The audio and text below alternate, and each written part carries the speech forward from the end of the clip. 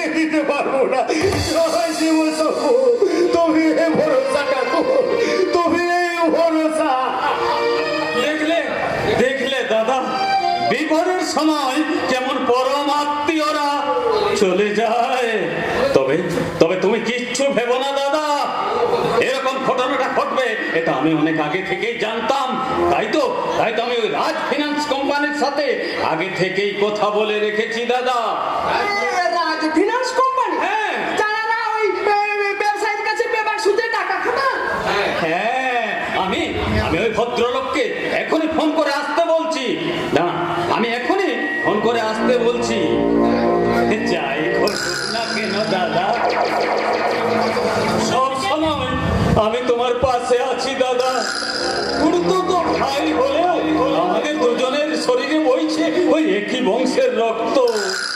তাই দাদা আমি কোনোদিন ওই রক্তের অসম্মান করতে পারবো না দাদা, আমি রক্তের অসম্মান করতে পারবো না দাদা।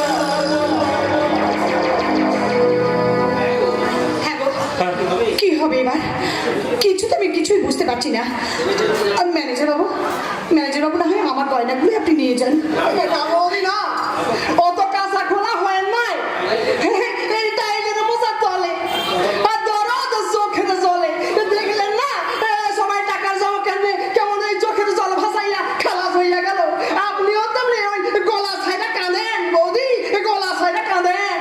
ম্যানেজার বাবু, এবারের মানুষজন যদি আপনি এভাবে ব্যঙ্গ বিদ্রুপ করে কথা বলবেন না। আপনার বোধহয় মনে হয় যে আপনার জন্মের অনেক আগে আমি এই বাড়িতে আসছি। আমি ওই হ্যাঁ বললে হাওয়া বুঝি, কথায় মরণ চিনি, আর দাতায় চিনি দানে, আর মহাশয়তানের চিনি মধুর বচনে।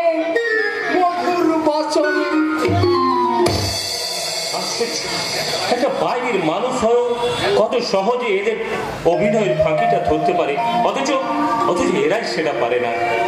সেই অভিনয়টা তুমি ধরতে পারো? পারি, কারণ আমি তো কচি খোকা না। আমি জানি আমার ভাই বোন কাকা এরা মনে মনে সবাই আমার সর্বনাশ চায়, এরা মনে মনে সবাই আমাকে ঘেন্না করে।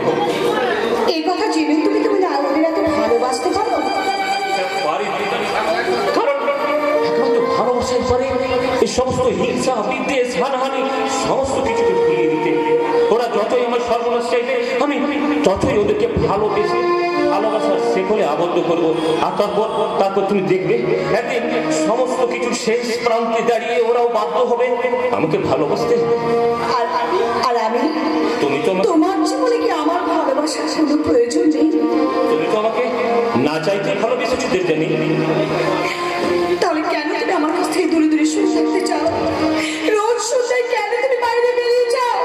কেন মাঝ রাতে তুমি মাতাল হয়ে বেরিয়ে সেই বাড়ি ফিরে আসো? বাবা মারা যাওয়ার পর এটাই আমার জীবন দেবজানি। জ্ঞান হওয়ার সাথে সাথে ওই কাকা বাবু নিজের হাতে আমার মুখে মদের বোতল করে দিয়েছে। ঐশ্বর্য প্রাচুর্য ধন সম্পত্তি সমস্ত কিছু ভালোবাসার মতো কাঙালের পথে আমি ঘুরে বেরিয়েছি। সে থেকে বাইরের নাচ আর মদের নেশায় হলো আমার একমাত্র আশ্রয়। তাহলে সেই আশ্রয় আমি কেন হতে পারলাম না?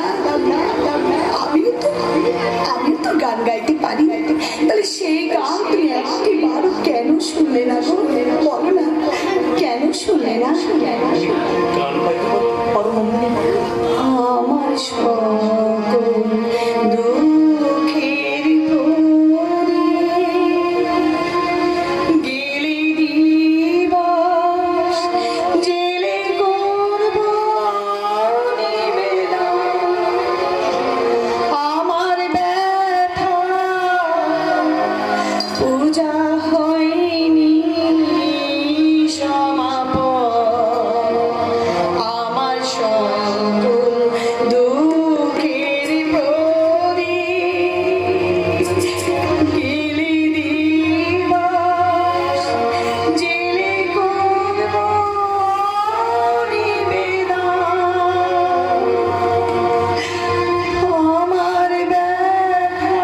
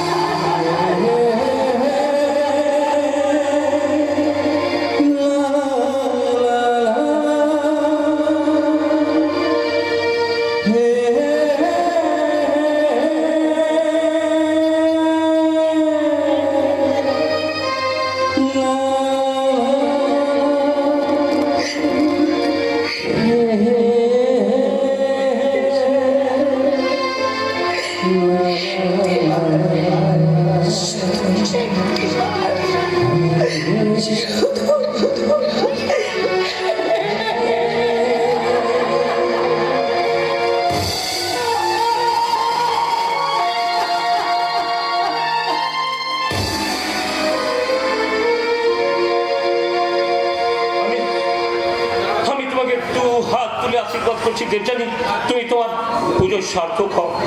যে সংসারকে আমি মনে প্রাণে ঘৃণা করি, সেই সংসারের জন্য আমার মনটা বেকুল হয়ে কাঁদে গেল। পাকা ব্যবসার মতো সংসার মানুষকে সুখ দুঃখ ভালোবাসার ঘা দিয়ে বাঁচিয়ে নেয়। মাফ করেন, আপনার চিনতে পারলাম না। আমি রাজ ফিনান্স কোম্পানির মালিক মিস্টার রাজশেখর। আমি সঞ্জয় বাবুর টেলিফোন পেয়ে আমি এখানে আসছি। আমিও দাদা সন্দীপ, কিন্তু আপনি নিচে এলেন কেন? হ্যাঁ, দরকারটা যখন আমাদের, তখন না হয় আমরাই যেতাম আপনার কাছে। দরকারটা আমারও কিছু কম নয় মিস্টার। 6 মাস ধরে আমি আপনার সঙ্গে আলাপ করার সুযোগ খুঁজছি মাত্র। তাই নাকি? হ্যাঁ, কেন বলুন তো? আপনি শিক্ষিত ভদ্র মানুষ, সময় মতো সব কিছু ঠিক বুঝতে পারবেন। আপনি নিশ্চয়ই শুনেছেন আমাদের 5 লাখ টাকার বিশেষ প্রয়োজন। জানি, আর সেই জন্য তো আমি একবারে চেক লেখে রেডি করে। আশ্চর্য, চেনা নেই জানা নেই এতগুলো টাকা আপনি আমাদের ধার দেবেন? মানুষ কি কখনো মানুষকে চিনতে পারছে? বাবা মা ভাই বোন স্বামী স্ত্রী সম্পত্তি সম্পর্কের আড়াল হচ্ছে একটা অচেনা অন্ধকার থাকে। তবু তো আমাদের সমাজ সংসারকে হাসি মুখে মেনে নিতে হয়। আপনি তাহলে কোনো শর্ত ছাড়াই টাকাগুলো আমাদের ধার দিচ্ছেন? একটাই শর্ত, তোমার মতো ব্যবসায়ীর কাছ থেকে আমি কোনো সুদ নেব না। তবে যেদিন কথা দিবেন সেদিনই কিন্তু টাকাটা দিতে হবে। আজ থেকে 3 মাসের মধ্যে টাকাটা ফেরত পেয়ে যাবেন। তাহলে এই নিন চেকটা, আপনি নিন মিস্টার বোস। ওটা আপনি সঞ্জয়ের হাতে দিন, আর ওই আপনাকে ওই কাগজপত্রের বিষয়টা লেখাপড়া করে দেবে। As you please. But remember, Mr. Bose, টাকাটা ঠিক সময় মতো ফেরত দেবেন।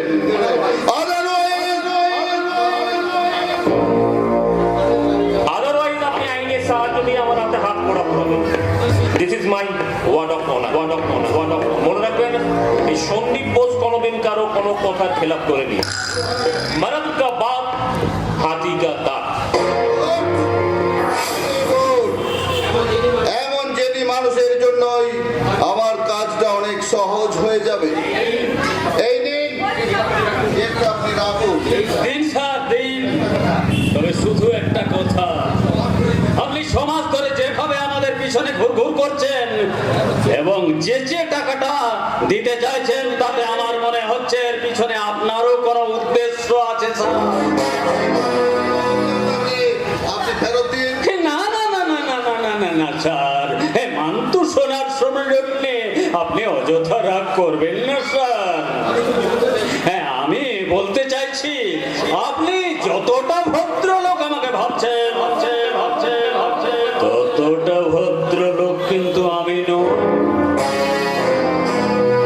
সাহায্যের দরকার হয় আপনি নিঃসংকোচে বলতে পারেন। সাহায্যের বদলে কি চাও খোলাখুলি বলো। মানি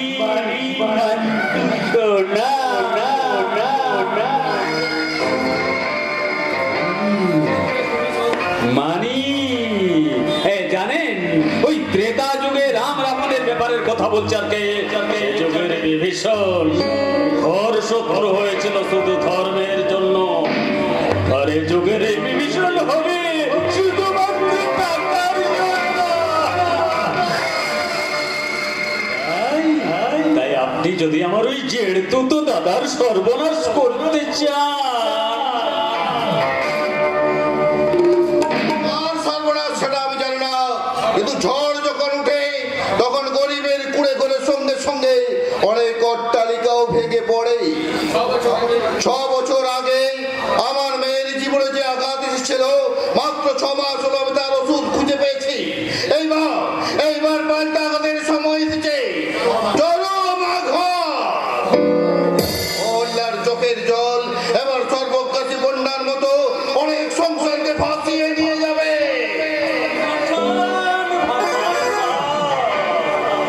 আপনি বন্যার মতো ধেয়ে আসুন আর আমি বেমানের মতো বাঁধ কেটে দেব। আপনি ভারতের মণ্ডপ সাজাবেন, আমি দেশলাই কাঠি হয়ে সেখানে ঝাঁপিয়ে পড়বো স্যার। আপনি ফাঁসির দড়ি ঝুলাবেন, আর আমি সেটা মোম দিয়ে মসৃণ করে দেবো স্যার। বিনিময়ে শুধু আমার দুহাতে আপনি টাকা ভরে দেবেন স্যার। মানি,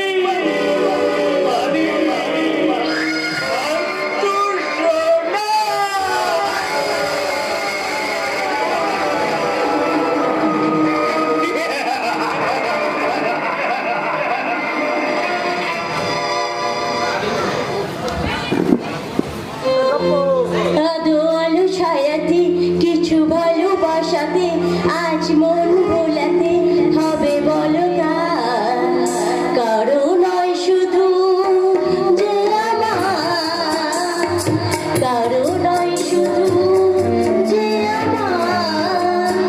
আদো আলো ছায়াতে কিছু ভালোবাসাতে আজ মন ভোলাতে হবে বলো কারো নয় শুধু যে আমার, কারো নয় শুধু যে আমার।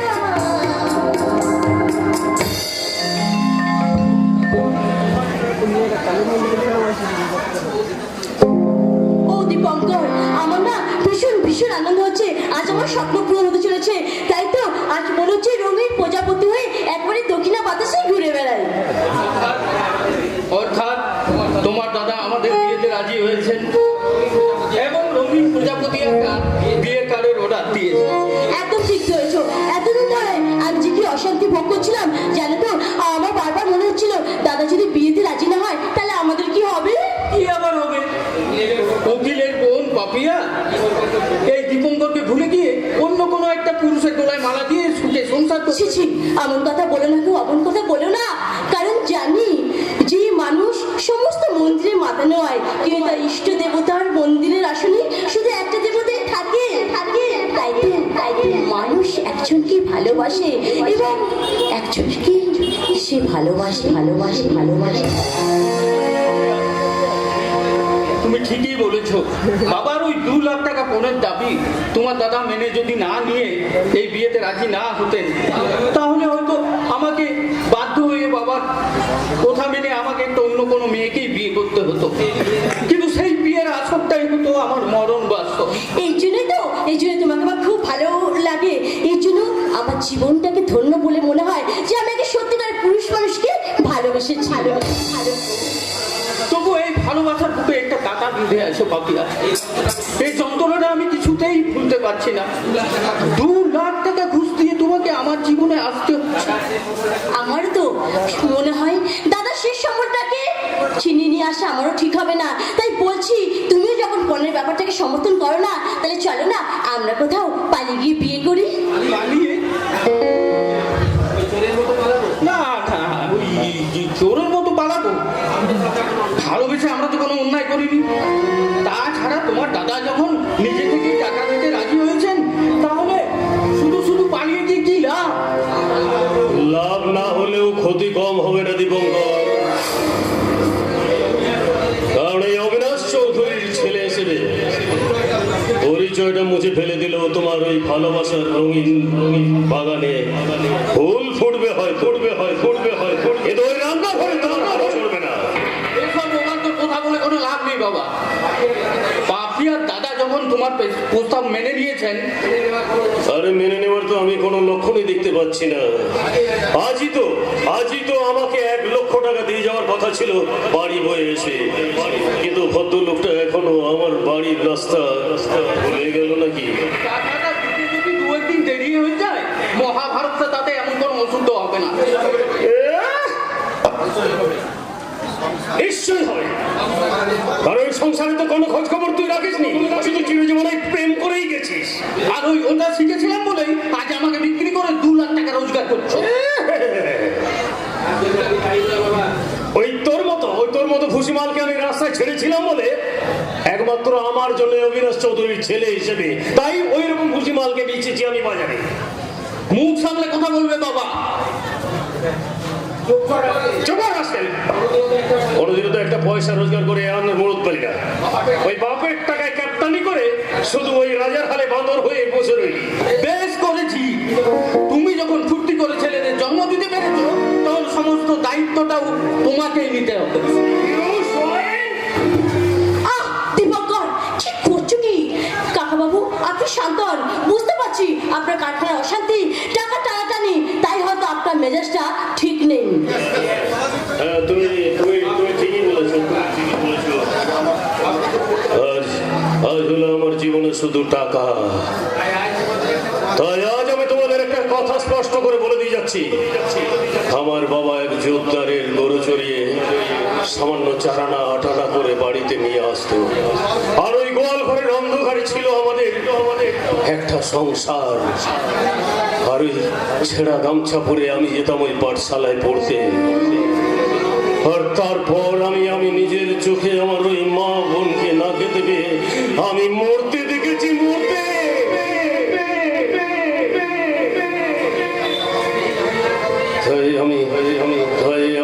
আমি সমস্ত কিছু আমি আজ করে আজ আমি এই প্রপার্টির আমি মালিক হয়েছি। গাড়ি বাড়ি ব্যাংক ব্যালেন্স সব আজ আমার হয়েছে। তার জন্য আমাকে অনেক ছল চাতুরি করে এই রাস্তায় আগিয়ে আসতে হয়েছে। তাই আমার মনের বীজ মন্ত্র হলো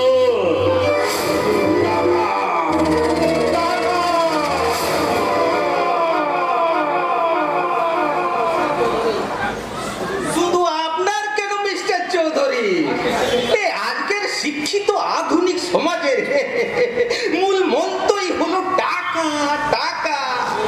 আর ওই বশীকরণ মন্ত্রটাই তো সব সম্পর্ককে বাঁচিয়ে রেখেছে। তাই যদি হয় তাহলে আসতে এত দেরি করলে কেন? জানেন না যে কাকা বাবু তোমার ভরসাতেই এখানে বসে রয়েছে? ঠিক আছে, তোমরা কথা বলো, আমি বরঞ্চ আসি। মুশকিলটা হলো গিয়ে মানে আমরা পেশায় উকিল, সারা জীবন শুধু হাত পেতে নিতেই শিখেছি, দিতে তো কিছু শিখিনি। তবু আমার বোনের মুখ চেয়ে আমি নগদ 1 লক্ষ টাকা বগলে দেবেই এনেছি। এই নিন মিস্টার চৌধুরী। বাকি টাকাটাও কিন্তু ওই বিয়ের আগেই আমাকে দিয়ে যেতে হবে, কথাটা মনে রাখবেন। কারণ আমি ওই ব্যবসায়ী মানুষ, কারণ আমার ওই টাকার ব্যাপারটার ওই চক্ষু লজ্জের ব্যাপারটা আমার চরিত্রের সাথে ঠিক খাপ খায় না। উকিলেরও নাকি মানে চোখে চামড়া থাকে না, তাই বলছিলাম বাইনা টাকাটা যখন আমি উকিল, বাইনা টাকাটা যখন নিলেন তখন বিয়ের ব্যাপারটা একটু মানে কাগজে কলমে মানে লেখাপড়াটা একটু করে দেবেন। আমি উকিল ছি ছি ছি ছি ছি ছি, আমি একজন পেশায় উকিল, একে টুপি অন্যের মাথায় পরিয়ে করে খাই, কিন্তু নিজের মাথায় তো পড়তে চাই না ভাইয়া। দেখুন মিস্টার দত্ত, বাবার প্রতি যদি আপনার বিন্দু মাত্র সন্দেহ থাকে তাহলে আপনি টাকাটা ফেরত নিয়ে আপনার বোনের পথে ফিরে যেতে পারেন। মুখে বললে ওই টাকাটা তোমরা ফেরত দিতে পারবে না ভাইয়া, কারণ হাজার হোক আমি জানি ওই টাকাটা তোমাদের এখন ভীষণ দরকার। কি বলেন মিস্টার চৌধুরী?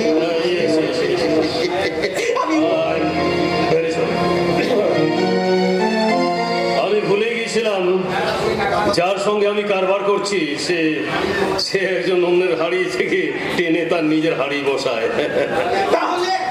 তাহলে সামনের সপ্তাহে আমি আশীর্বাদের দিনটা ঠিক করে ফেলি, আর ওই দিন মানে 5 জনের সামনে একটু কাগজ কাগজে কলমে লেখাপড়াটা করে দেবেন। আমি উকিল। নিশ্চয়ই নিশ্চয়ই তা তো দিতেই হবে, কারণ আপনাকে আমি যতটা চালাক ভেবেছিলাম তার থেকে অনেক গুণ বেশি আপনি শেয়ানা। তাহলে সিয়ানে সিয়ানে কোলাকুলিটা ভালোই চলবে তালুকদার মশাই। কিন্তু মনে রাখবে, দেবযানী কিংবা পাপিয়ার সরল ভালোবাসা নিয়ে সাগরদো খেলা অনেক সহজ, কিন্তু এই উকিলের সাথে মানে উকিলের সাথে খেলতে গেলে আপনি যেমন এক চালে 1,00,000 টাকা পেয়ে যাবেন, এমনি ঠিক পরের চালে হয়তো সাপের মুখে পড়ে আপনার বাচ্চা গতিটাই মরে যাবে। আমি উকিল, কথাটা মনে রাখবে।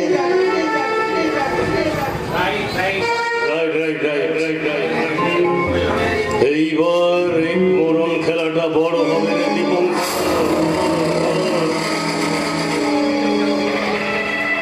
কারণ তুই ওই উকিলের বোনের সাথে শুধু প্রেমই করেছিস। তুমি কিচ্ছু ভেবো না বাবা, কিচ্ছু ভেবো না।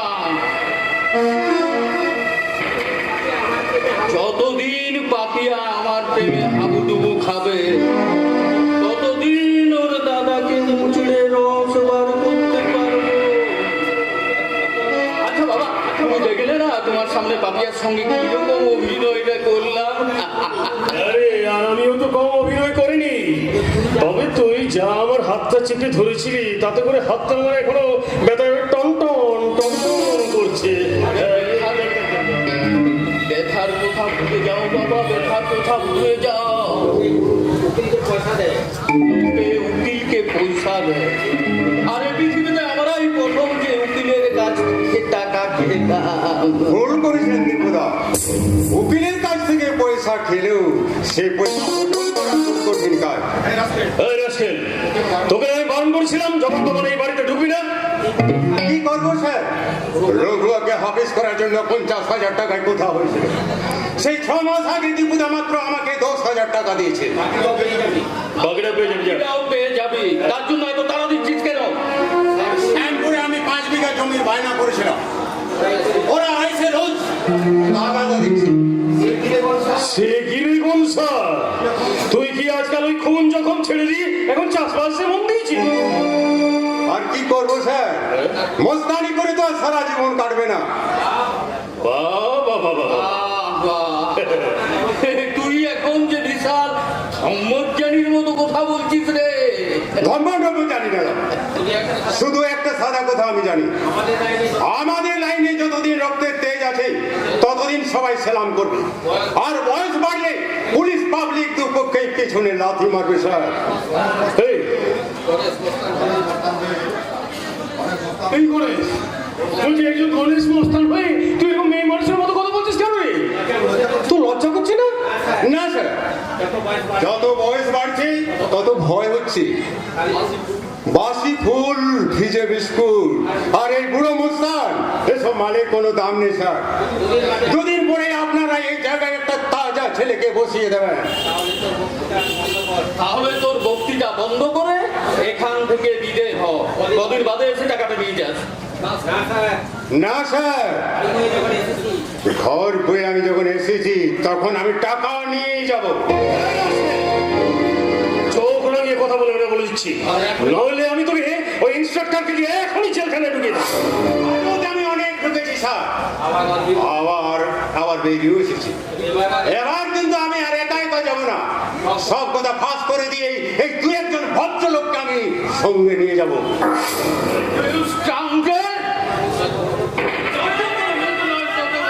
না না দীপঙ্কর, আমি একটা ব্যবস্থা করে ছাড়বো। না না দীপঙ্কর বাবু, না না না না, এমন করবেন না। আপনার মতো মহান মানুষের এমন কাজ করা উচিত নয়। প্লিজ ওকে ছেড়ে দিন। কি সঞ্জয়, যা তোকে আমি ছেড়ে দিলাম। আর কোনোদিন এই বাড়িতে এসে উঁচু কোথায় কথা বলবি না। আসতেই হলো স্যার, মানে ওই ব্যবসা বাণিজ্যের ব্যাপারে আমরা একটু এসেছি আর কি। দাদা আমাকে পাঠিয়েছে আপনার কাছে কিছু টাকার জন্য। এই তো এই কিছুদিন আগেই তো আমার সাথে সন্দীপের ফোনে টেলিফোনে কথা হলো। তাছাড়া টাকার কথা তো কিছু বলেনি। তাহলে ধরে নিন আমি এই বলছি আর কি, মানে এই মুহূর্তে আমার লাখখানেক টাকার ভীষণ দরকার। কিন্তু আমাদের কোনো টাকা দেওয়া সম্ভব নয় সঞ্জয়। সে কি? টাকা না পেলে বলতেই হবে দীপুদা, আপনাকে আমি 1 সপ্তাহ টাইম দিয়ে গেলাম, তার মধ্যে যদি টাকা না পাই তাহলে তাহলে কি করবি? কি করবো জানি না, তবে এটা জানি একটা খুন করলে যদি ফাঁসি হয় তাহলে 2টো লাশ ফেললেও শাস্তিটা একটু বেশি হবে। সঞ্জয়, তুমি এই খবর টবর না দিয়ে তুমি হঠাৎ আমার বাড়িতে এলে কি করে? মানে ওই দেবজানি ভালো আছে তো? সবাই ভালো আছে, তবে বাকিটা থাকবে আপনার উপর আর কি। তুমি কি বলছো আমি কিছু বুঝতে ঠিকই বলছি, মানে ব্যবসা বাণিজ্যের ব্যাপারটা আমরা বেশ একটু গাড্ডায় পড়ে গেছি, তাই দাদা আমাকে পাঠিয়েছে কিছু টাকা পয়সার জন্য আর কি। সে কি একটু আগেই তো আমি আবার ওর সাথে টেলিফোনে কথা বললাম, সে তো আমাকে টাকা পয়সার কথা কিছুই বলেনি। তাহলে ধরে নিন ওটা আমি এই বলছি, মানে এই মুহূর্তে আমার লাখখানেক টাকার ভীষণ আমাদের পক্ষে টাকা দেওয়াটা সম্ভব নয় সঞ্জয়। সে কি দীপঙ্কর বাবু এক কথায় না বলে দিলেন? কারণ আপনার বোনটা যে আমাদের বাড়িতে জমা আছে সে কথাটা কি আপনি ভুলে গেলেন নাকি? তুমি কি বলতে চাও কি? সেটা আপনিও জানেন, আমিও জানি, মাঝে মাঝে জানে না শুধু আমার দাদা, মানে ওই বৌদির সঙ্গে অমরের ওই ভালোবাসা।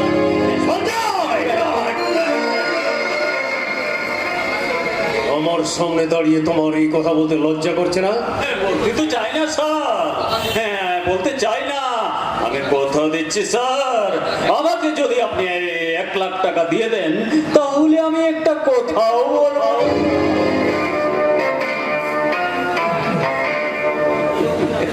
আরে বললেও কিছু আসে যায় না। বিয়ের আগে হয়তো অমরের সাথে দেবযানীর একটু মেলামেশা ছিল, কিন্তু এখন এই বিয়ের পর আর তাদের মধ্যে কোনো সম্পর্কই নেই। কিন্তু এ ব্যাপারে মানুষের মনটা মিশিয়ে দেওয়া তো খুব সহজ দীপঙ্কর বাবু।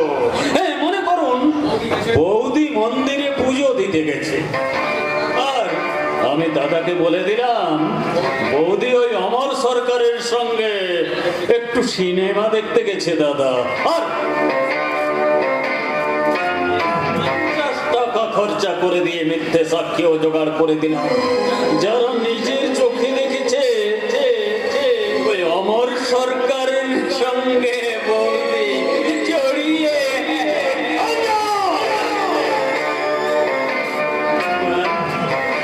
না,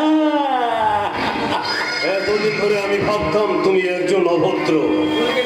ভুল জেনেছেন স্যার, ভুল। অবশ্য আমার এই চেহারা টেহারা দেখে অনেকেই ভদ্রলোক ভুল ভাবে, কিন্তু আসলে তুমি একটা জঘন্য, একটা জানোয়ার। তার চেয়েও অধম। এই নাও তোমার টাকা।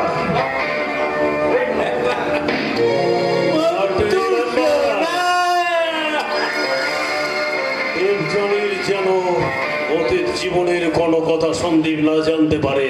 কি করে জানবেন স্যার, কি করে জানবে?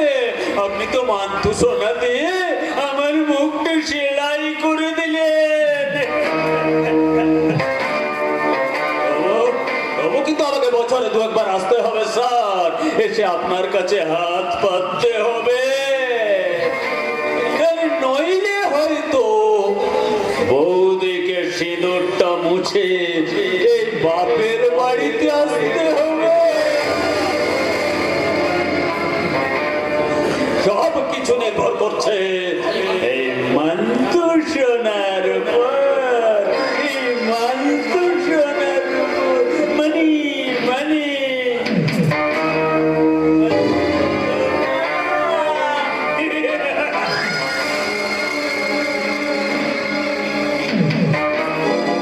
আমি স্পষ্ট করে জানিয়ে দিচ্ছি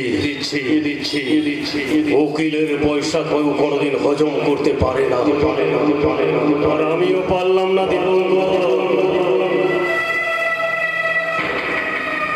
এই দেবযানীর যদি কিছু হয়, আমি অমরকে আমি তুলে নিয়ে আসবো যেখানেই থাক। আর যদি দেখি আমি ওকে দেবযানীর সঙ্গে কোনো অশালীন কাজ করেছে, প্রয়োজন হলে আমি ওকে তুলে নিয়ে আসবো আমি ওই রক্ত নদীর মাঝখানে। দেখবে শুধু রক্ত।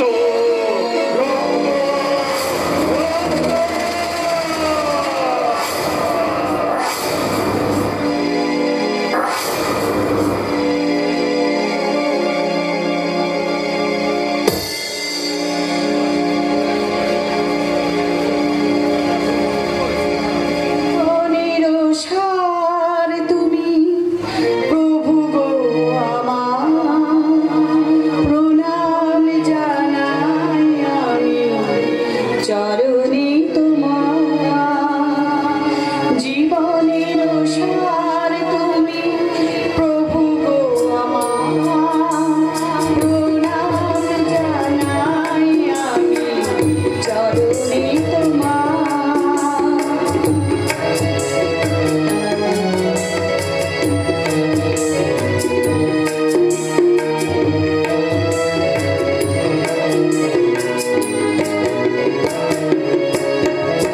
ধরে রাখাতে কাপে দীপ শিখা, জানি না লালাতে আছে কি লেখা লেখা।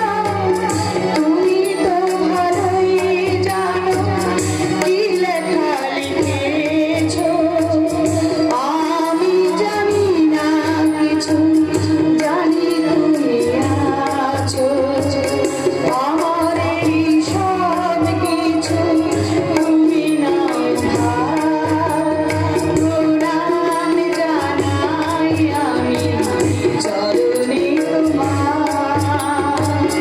জীবনের সার তুমি প্রভু গো আমার, প্রণাম জানাই আমি চরণে তোমার। ফিরে আসতেই হবে তোমাকে, আমার কাছে ফিরে আসতেই হবে, ফিরে তুমি আসবেই আসবে। তার জন্য অপেক্ষা করে কেন নিজের জীবনটা নষ্ট করছো বৌদি? একবার যখন ওই মানুষটার হাত থেকে আমি সিঁথিতে সিঁদুর পড়েছি, তখন জন্ম জন্মান্তর তার জন্য অপেক্ষা করাই আমার জীবনের কর্তব্য। কিন্তু যৌবনেরও তো একটা ধর্ম আছে বৌদি। যে মানুষটা তোমার মতো বসরাই গোলাপকে বাড়িতে রেখে দিয়ে ওই বাসি ফুলের গন্ধ নিতে বাজারে যায়, তার জন্য নিজের জীবনটা নষ্ট করে কি লাভ বৌদি? তুমি কি বলতে চাও ঠাকুরপো? তোমার আর দাদার সম্পর্কটা তো আমি জানি বৌদি। তাই আর কি মানে বলতে চাইছিলাম, তুমিও উপসী আর আমিও উপসী। তাই দুজনে যদি আমরা না জোরে নয় মানে আপোষে তোমার আর আমার মানে ওই নিজেদের শরীরের চাহিদাটা আর কি মিটিয়ে নি, তাহলে ক্ষতিটা কি? ঠাকুরপো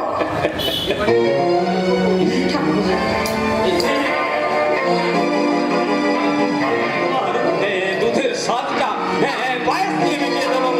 না পায়েস দিয়ে মিটিয়ে দেবো, পায়েস দিয়ে মিটিয়ে দেবো।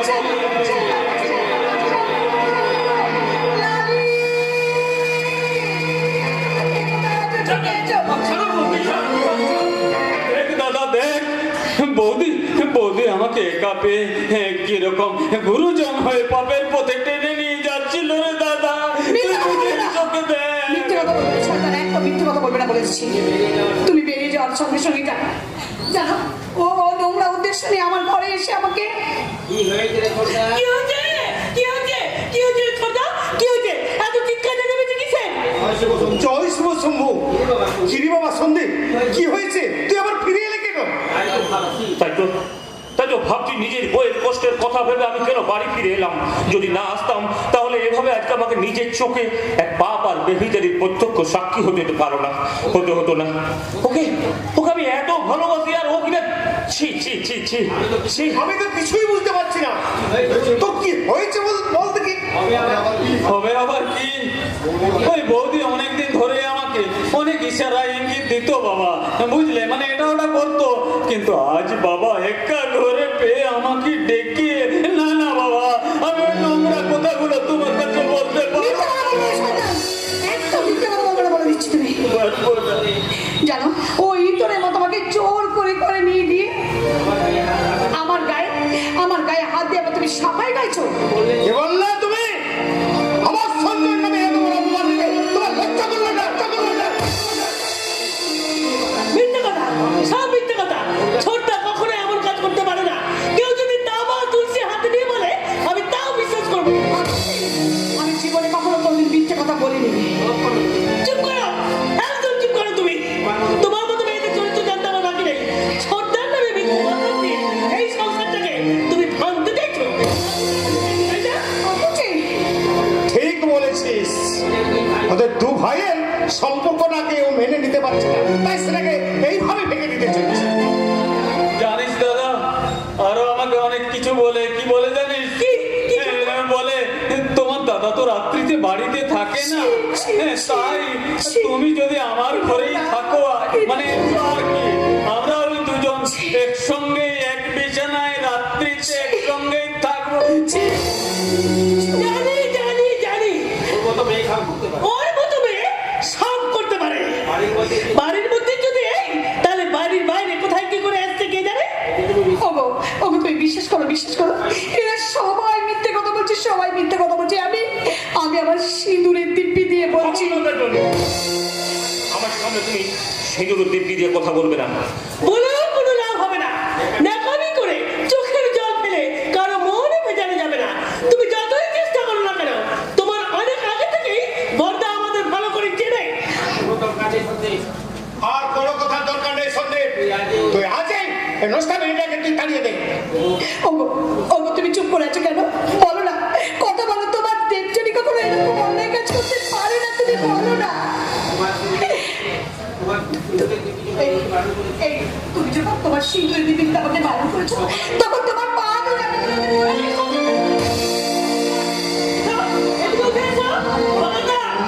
বর্দার গায়ে তুমি একদম হাত ছোঁয়াবে না বলে দিচ্ছি, একদম হাত ছোঁয়াবে না। যে মেয়ে নিজের সম্মানকে বিক্রি করে এই সংসারে আগুন লাগাতে চাচ্ছি, তার জায়গায় এই বাড়িতে হবে না। বেরিয়ে যাও, বেরিয়ে যাও।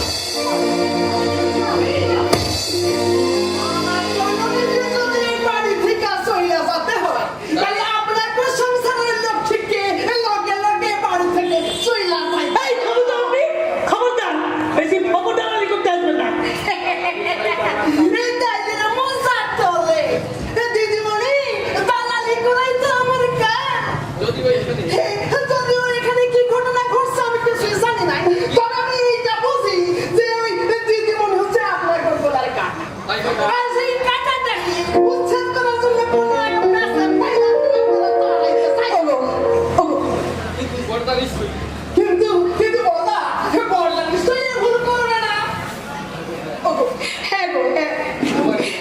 তোমার এই অগ্নিসাক্ষী স্ত্রী সম্মান আছে তোমার হাতে, তুমি বলো না তোমার কথা মতো আমি নরকে নামতে পারি।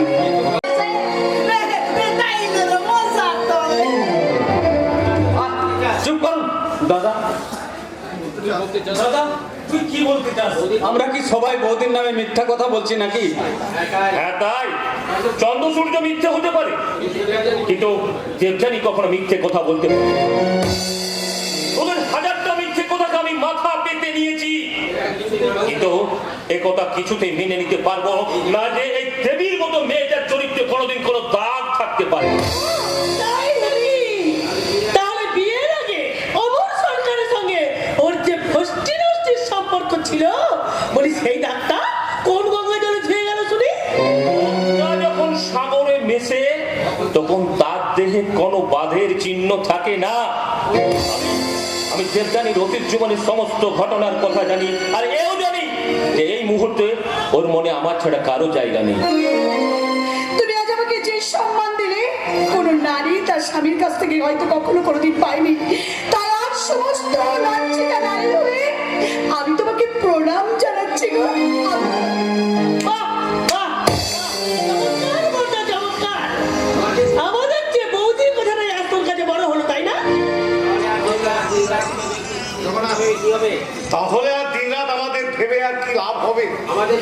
আমাদের যদি কোনো দামেই নেই তাহলে না হয় আজ থেকে আমরা আলাদাই থাকবো। তুমি যখন চাইছো তাহলে তাই হবে কেন বাবু। তবে এই কথা জেনে রাখো যে কোনো কিছুর জন্য আমি কিন্তু দেবযানীকে ত্যাগ করতে পারবো না। হয়ে গেল কাল আমি সমস্ত ঘর বাড়ি আলাদা করে দেব, তখন বুঝতে পারবা টাইমের মজা তলে মালুম পাচ্ছে। নষ্টা মেয়েটার জন্য আজ আমাদের যেভাবে অপমানিত হতে হচ্ছে, এর ফলটা একদিন তোকেও ভোগ করতে হবে রে দাদা। আর সেই দিন আপনিও বুঝতে পারবেন ডাইলের মজাটা তলে পরে। মন্ত্রী সন্ধ্যা, আমিও সেই দিনের জন্য অপেক্ষা করবো সোনা। তবে তার আগেই আপনার হাতে হাত করা পড়বো। কার হাতে হাত করা পড়বে সে দায়িত্বটা আপনার নয়।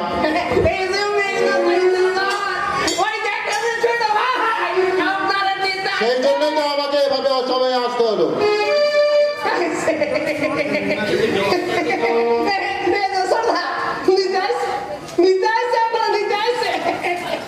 না, ওনাকে নয়, আমি সঞ্জীব বাবুকে নিয়ে যেতে এসেছি। এই জায়গায় arrest। কেন কেন আপনি ওকে অ্যারেস্ট করবেন? কি অন্যায় করেছো? কি বলছো? হ্যাঁ, আমি ঠিকই বলছি। সন্দীপ বাবু নামে আদালতে গ্রেপ্তারি পরোয়ানা আছে। কেন? কি অপরাধ করেছি আমি? আজ ফিনান্স কোম্পানিতে আপনি ফলস চেক দিয়ে 5 লাখ টাকা জালিয়াতি করেছেন। কি কোন আপনি? সেদিন তো আমি নিজের হাতে লিখা রিপোর্টারে সই করে ব্যাংকে জমা দিয়েছি। সেদিন তো ব্যাংকে পুরো 5 লাখ টাকাই ছিল। কি ছিল না ছিল তা আদালতে বিচার করবে। তবে এই মুহূর্তে আমি ওনাকে হাজতে নিয়ে যেতে বাধ্য। বুঝতে পেরেছি দাদা, বুঝতে পেরেছি। এইসব ষড়যন্ত্রটা হলো ওই অমর সরকারের। কারণ ওই রাজ ফিনান্স কোম্পানিতে অমর সরকারের এটা বড় সড় শেয়ার আছে দাদা। এই ছোট্টা, শুধু অমর সরকার নয় রে, অমর সরকার নয়, এই বৌদিও তার পুরনো প্রেমিকের সাথে হাত মিলিয়েছে। আর দুজনে মিলে ষড়যন্ত্র করে বর্দাকে ফাঁসাতে, মিথ্যে কেসে বর্দাকে জেলে পাঠাতে চায়। এবার বুঝতে পারছিস তো ওই বৌমার মিষ্টি মিষ্টি কথা থাকে কেমন কালনাগিনীর বিষ লুকানো আছে। ওগো না গো, না না না, বিশ্বাস করে কিছুই হতে পারে না। তুমি বিশ্বাস করো, ওর সঙ্গে আমার কোনো যোগাযোগ নেই, আর ও তোমাকে চেনে না। তাই তো ভাবছি অমর যে কোম্পানির পার্টনারশিপে আছে, সেই কোম্পানির লোক আমাকে যেচে টাকা ধার দিতে হলে কি করবে? কেনই বা আমি সমস্ত টাকা শোধ করা সত্ত্বেও আমাকে এভাবে জালিয়াতি কেসে জেলে যেতে হচ্ছে? আচ্ছা, আমার উকিল এই বংশগোপাল বাবু কোথায়? মামলা মোকদ্দমা তো তার এই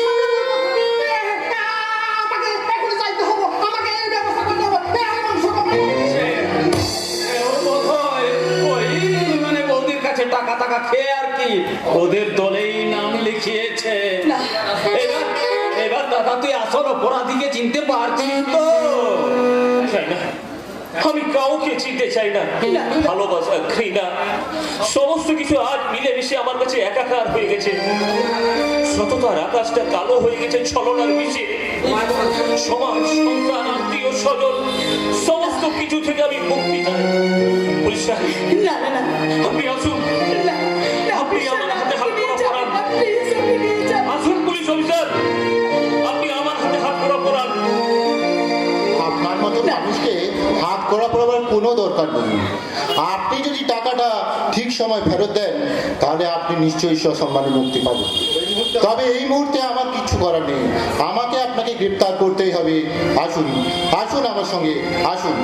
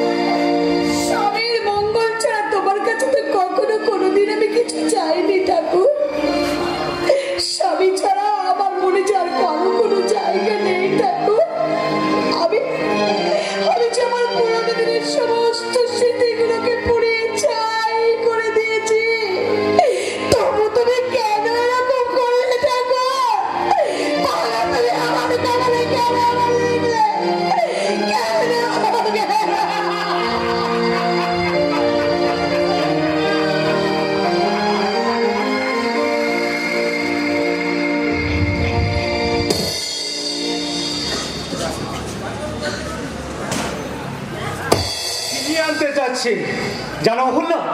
হ্যাঁ, আর সেটাই হবে অমরতার একমাত্র পতনের কারণ। কারণ দেবযানী কোনোদিনই ফিরে আসবে না, কোনোদিনই না। সে যে একজনের অগ্নিসাক্ষীর স্ত্রী। অগ্নি সাক্ষী রেখে সিঁদুর পড়লে কি তার প্রথম ভালোবাসাকে ভুলতে পারে অহল্যা? যাই যাই, মেয়েদের যে অগ্নিসাক্ষী করে তার উত্তম হতে হয়। কিন্তু অথচ অমর আজও পর্যন্ত ভুলতে পারলো না দেবযানীকে। ভুলতে পারিনি বলে তো আমার বাবা তার সাধ্য সিদ্ধির জন্য অমরতাকে একমাত্র হাতিয়ার করে তুলেছে। আমার সদ্যসিদ্ধি নয় ওল্লা, আমি যা কিছু করছি সব তোর জন্য। আমার জন্য তুমি করছো? হ্যাঁ ওল্লা, হ্যাঁ। যে অপমান উপেক্ষা তোর পবিত্র পরিচয়টাকে কেড়ে নিয়েছে, আমি তার প্রতিশোধ নিচ্ছি মাত্র। তার জন্য দেবযানীকে কেন শাস্তি দিতে হবে বলো তো? সে তো কোনো অন্যায় করেনি বাবা, তবুও ন্যায় অন্যায় আমি বুঝি না, তবু এইটুকু জানেন, বাপ যেমন তার বাপকেও ছাড়ে না, তেমনি বাবার বাপের প্রায়শ্চিত্ত তার সন্তানদের কি করতে হয়। বাবা, তাহলে এখন থেকে আমাকেও আমার পথেই চলতে হবে। কোথায় যাবি তুই? আমার ঠিকানায় আমাকে ফিরে যেতে হবে বাবা, আমার নিজের ঠিকানায়। নিজের ঠিকানা? সারা শরীরে চাবুকে রক্ত নিয়ে একদিন যে বাড়ি থেকে তুই চলে এসেছিলি, সেখানে ফিরে যেতে তোর লজ্জা করবে না? লজ্জা করবার কোনো ক্ষমতা বুঝে এই অহল্যার একমাত্র আশ্রয় সেইখানে বাবা। কিন্তু কিন্তু তুই তো প্রতিজ্ঞা করেছিলি যতদিন না সেই লোকটা এসে তোর কাছে মাথা নিচু করে ক্ষমা ভিক্ষা চাইবে, ততদিন তুই তার ঘরে ফিরে যাবি না। সেই প্রতিজ্ঞা আমি একদম ভুলিনি বাবা, আমি কিছুতেই ভুলিনি বাবা। আমি জানি বাবা, ঘরের চোখে পথে নিহত ঘুরে বেড়াচ্ছে, তাই তো এমন একদিন আসবে যেদিন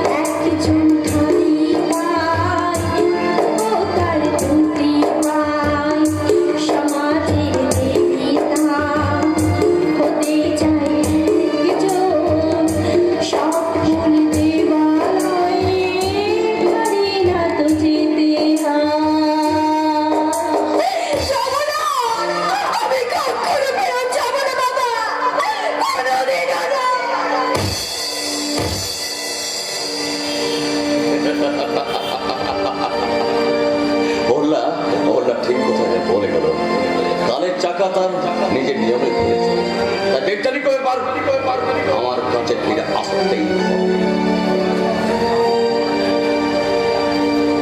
তবু তবু তবু তো রামচন্দ্র রাজা হয়েও তাকে বনবাসে যেতে হয়েছিল। সেটাকে মেনে নিতে শেখো, সেটাকে মেনে নিতে শেখো। আরে দেখো, আমার মক্কেল কেমন কুপরামর্শ দিচ্ছেন কেন? হ্যাঁ কুপরামর্শ দিচ্ছি? হ্যাঁ, অবশ্যই দিচ্ছে। এই সবাই যদি এই ভাগ্যকে মেনে নিয়ে ঘরে বসে থাকে, তাহলে তো কেউ আদালতে মামলা করবে না। এই তখন আমাদের মতো উকিলদের কি আঙুল চুষতে হবে তো? Right right you are. পুরুষ আকারের জোরেই মানুষ তার নিজের ক্ষমতা ছিনিয়ে নেয়। গোমন্ত সিংহের মুখে কখনো শিকার চেয়েছে এসে ধরা দেয় না। তবু গায়ের জোরে গাছ থেকে হাজারটা ফুল ছিঁড়ে নিতে পারবে অমর, কিন্তু হাজার চেষ্টা করে একটা ফুল তুমি ফুটাতে পারবে না। দেবচানী কোনোদিন তোমার হবে না, হতে পারে না। আরে আরে এই পাগলটা জানেই না যে ভগবানের দুনিয়ায় একটা নিয়ম কানুন আছে। এই শকুনে খাবে বলেই তো ওই ভাগাড়ে মোড়া পড়ে, আর আমরা ওই মক্কেল পড়ার আশায় এই শকুনের মতো আদালতের গাছতলায় বসে থাকি। তাহলে উকিল হিসাবে আপনি মনে রাখবেন, কাল যেন কোনো মতো এই সন্দীপের জামিন না হয়। আপনি হয়তো আমাকে খেলার মাঠে নামিয়েছেন ঠিকই, কিন্তু খেলাটা কোন কায়দায় খেলতে হবে সেটা আপনি আমার উপরে জানান। নিশ্চয়ই ছেড়ে দেব। যেভাবেই খেলো না কেন, সে খেলায় কিন্তু তোমাকে জিততেই হবে। এই দুনিয়াটাকে বদলে দিয়ে দেবচানীকে তোমার কাছে ফিরিয়ে নিয়ে আসতেই হবে।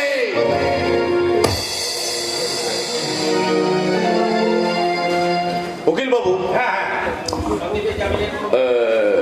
আচ্ছা এই মিস্টার রায়, আচ্ছা সন্দীপের কোন জামিনের ব্যবস্থা করেছেন? আগে না হবে না। এদিকে আমি ওদের বসত বাড়িটা এই ক্রোক করার জন্য আদালতে মামলা ঠুকে দিয়েছি। আবার মামলা করেছেন কেন?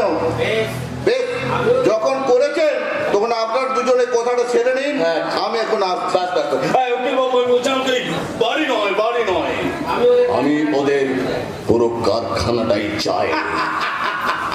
আগে ওই 5 লাখ টাকার দেনার দায়ে শুধু বাড়িটাই পাওয়া যাবে স্যার, এই কারখানাটা পাওয়া যাবে না। তবে হ্যাঁ, ওই সঞ্জয়কে দিয়ে যদি ওদের কারখানার দলিলটা আমি হাতিয়ে নিতে পারি, তাহলে আপনার নামে একটা নকল দলিল করে দেব। তাই করুন, যেমন করে হোক আমি ওই সন্দীপ ঘোষকে পথের ভেঙে করে ছাড়বো। তারপর আমি দেখবো ওই অবিনাশ তোমাকে এত দূর থেকে দেখতে এলাম অমর। অমর বলে এখানে কেউ থাকে না। My name is Amar Sarkar. 50% partner আর Raj automobile and Raj finance. Raj finance কোম্পানির মালিকের সঙ্গে দেখা করতে গেলে আপনাকে 1 সপ্তাহ আগে আমার কাছে অ্যাপয়েন্টমেন্ট নিতে হবে। তুমি কাকে কি বলছো তুমি জানো অমর? আমার নাম Abinash Chowdhury. Yes, I know you. আমাকে যদি উপযুক্ত সম্বন্ধে কথা বলতে পারেন তো ভালো, আদারওয়াইজ আপনাকে আমি আমার দারোয়ানকে ডেকে আমার এই বাড়ি থেকে বের করে দিতে বাধ্য হব। Yes. I see. আপনি নিশ্চয়ই বুঝতে পারছেন আপনি নিশ্চয়ই বুঝতে পারছেন আমি এখানে কেন এসেছি। সেটা না বুঝলেও আপনি যে দেবচানীর বাবা, সেই জন্য আপনাকে আমি 5 মিনিট সময় দিতে পারি। ভক্তগোপাল বাবু, এই বুঝে গেছি।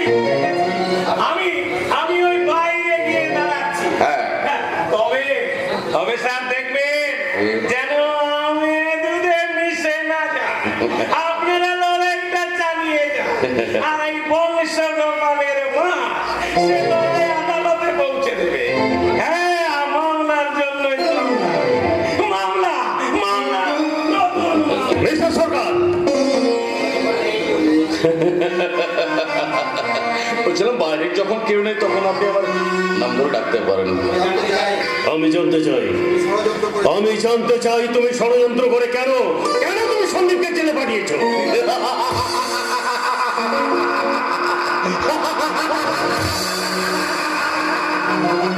মিস্টার চৌধুরী, আপনি কি কোনোদিনও ষড়যন্ত্র করে কাউকে জেলে পাঠিয়েছিলেন? আবার আমি তাকে খালাস করে নিয়ে এসেছি। আপনি সন্দীপের হাতে তুলে যাওয়ার পরে আপনার মেয়েকে নিয়ে এসেছিলেন। আর যদি আপনার মেয়েকে এবার আমি এই বাড়িতে নিয়ে আসি, তবেই আপনার সন্দীপকে আমি খালাস করে দিতে পারব।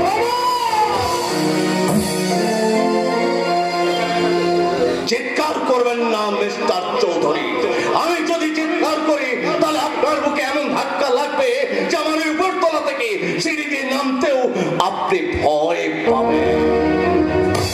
তার জন্য আপনার হাসপাতাল থেকে একটা ট্রেসারের ব্যবস্থা। আমার বলে যেটা অত দুর্বল নয় আমার। আমি ওই দেবযানীর জীবন থেকে যেমন তোমাকে ছাড়া জুতোর মতো আমি ছড়ে ফেলেছিলাম, ঠিক আছে, আজও সেই ক্ষমতা আমার শরীরে এখনো আছে।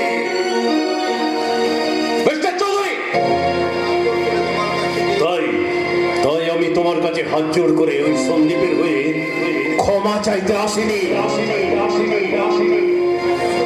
আমি শুধু দেখতে এসেছিলাম সেদিন যাকে আমি অসভ্য জানার বলে জানতাম, সেই অমর সরকারের চরিত্রটা বদলেছে কি না। তাহলে আজ আপনি মাথা নিচু করে আমার জুতোটার দিকে তাকিয়ে দেখুন, তাহলে আপনার সেই পুরনো ছবিটা দেখতে পাবেন। সেদিন আমার পকেটে টাকা ছিল না, বরং ভালো জামা প্যান্ট ছিল না বলে আপনি আমার একমাত্র ভালোবাসাকে মেনে নিয়েছিলেন। আর আজ আপনি মাসে কত টাকা ইনকাম করেন, কত টাকা আমার প্রতিদিন আমার বাড়ির মেঝেতে সার সাবান গুঁড়িটা পরিষ্কার হয়। তবু তোমার ওই চরিত্রের ময়লাটা আজ পর্যন্ত এতটুকু পরিষ্কার হয়নি অমর। আগে যেমন তুমি ওই অভদ্র উদ্ধত ছিলে, আর এখনো ঠিক এখনো তেমনি রয়েছো। আরে কি চরিত্র নিয়ে একদিনে অমর সরকার আপনাকে শ্বশুরের আসনে বসবে। কথা তুমি দ্বিতীয়বার উচ্চারণ করার আগে আমি তোমাকে শেষবারের মতো সাবধান করে দিচ্ছি অমর, তুমি নিজের মরণকে ডেকে এনো না। তাহলে দেবযানীর কথা ভুলে গিয়ে ওই সন্দীপকে তুমি খালাস করে দাও। আমি খালাস করতে পারি মিস্টার চৌধুরী, তার আগে আপনার মেয়েকে একদিনের মতো আমার কাছে পৌঁছে দেবেন। মিস্টার চৌধুরী, আজ আপনার ওই ক্ষমতার লাঠিটা আপনার কাছে আছে থাকলেও আর ওটার কোনো দাম নেই মিস্টার চৌধুরী। জানেন ওই ক্ষমতার লাঠিটা আমি কি করতে পারি দেখবেন? আপনার এই ক্ষমতার লাঠি আজ আমার হাতের মুঠোয় উঠে এসেছে মিস্টার চৌধুরী। এই ক্ষমতার লাঠিটা একদিন পারবেন না, এই লাঠিটা থাকবে আমার দারোয়ানের কাছে। জানেন, কারণ আপনাদের মতো মানুষগুলোকে যাতে বাড়ি থেকে তুলিয়ে না।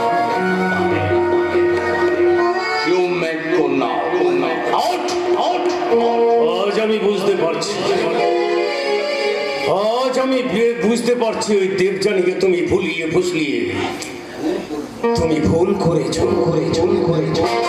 ওই দেবযানী তোমাদের মতো আস্থা করে ছোট লোকের কথায় ওর মন ভিজবে না। আর ওই 7 জন্মের শয়তানি দিয়েও তুমি দেবযানীর মনটাকে তুমি পেতে পারো না। আর যদি এই কথাটা আমার মেনে নিতে না পারো, তাহলে সেই স্বপ্নটাই তোমাকে ওই দিন রাত্রি ওই গলা টিপে তোমাকে শেষ করে দেবে। কথাটা মনে রাখবে।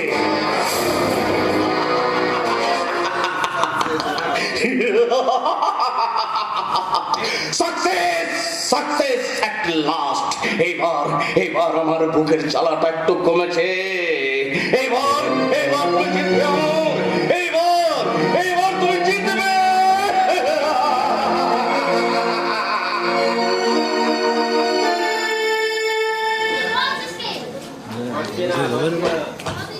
বাঁচবে না। পুলিশের সঙ্গে বেইমানি করে কাউকে আমি বাঁচিয়ে রাখবো না।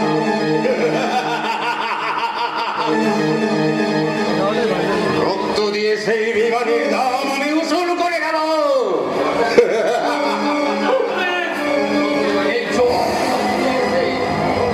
কখনো রক্তের গরম দেখাবি না। মাথা ঠান্ডা করে এই 5,000 টাকা আছে নিয়ে বাড়ি যা। আপনার এখানে আমার 40,000 টাকার পাওনা আছে, আর এতদিন পরে আপনি 5,000 দিচ্ছেন। তাতে কি হয়েছে? বাজারে গিয়ে খবর নিয়ে দেখ, যারা মাছ মাংস মুরগি কাটে তারা রোজ কত টাকা পায়। মুরগি আর মানুষ এক নয় বাবু। আমাদের কাছে সব এক। মাছ মুরগি মাংস গরু ছাগল সমস্ত কিছুই এক। তাই তাদের গলায় ছুরি দেওয়ার মজুরিটাও একই হবে। না ছোট বাবু, আমি কিন্তু আমার বাইরে গিয়ে সব কথা ফাঁস করে দেবো। কি বলবি? তুই নিজের হাতে রঘুয়াকে খুন করেছিস, তাহলে তোকে তো জেলখানা পর্যন্ত পৌঁছিতেই হবে না।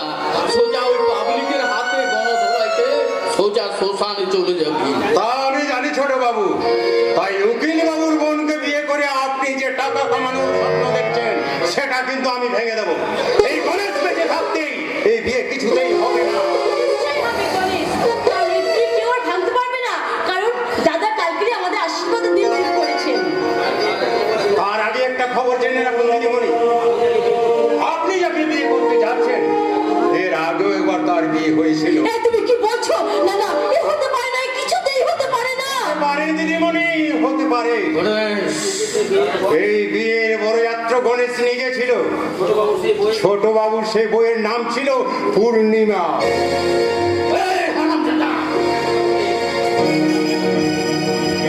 কথা বলে তুই আমার সর্বনাশ করতে এসেছিস। বেরিয়ে যা। সাবধান ছোট বাবু, আমার গায়ে হাত দেবেন না। চুপ! ওকে আজ আমি মেরেই ফেলবো। খবরদার ছোট বাবু। গণেশের গায়ে হাত দিয়ে আজ পর্যন্ত কেউ বেঁচে থাকে না।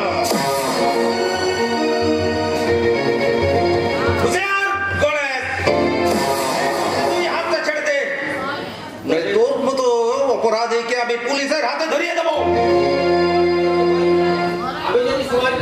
আমি যদি সমাজ বিরোধী হই তাহলে যারা আমাকে টাকা দিয়ে খুন যখন করিয়েছে তারাও সমাজ বিরোধী। সব কিছু জেনে শুনে যারা তাদের সঙ্গে আত্মীয়তা করতে চায় তারাও সমাজ বিরোধী। হ্যাঁ বাবু, আপনি কিন্তু রাত দিন ছোট বাবুকে পাহারা দিয়ে রাখতে পারবেন না। একটা সুযোগ পেলেই গণেশের খুনের খাতায় আরেকটা নতুন নম্বর লেগে যাবে। গণেশ এসব কি বলে গেল দীপঙ্কর?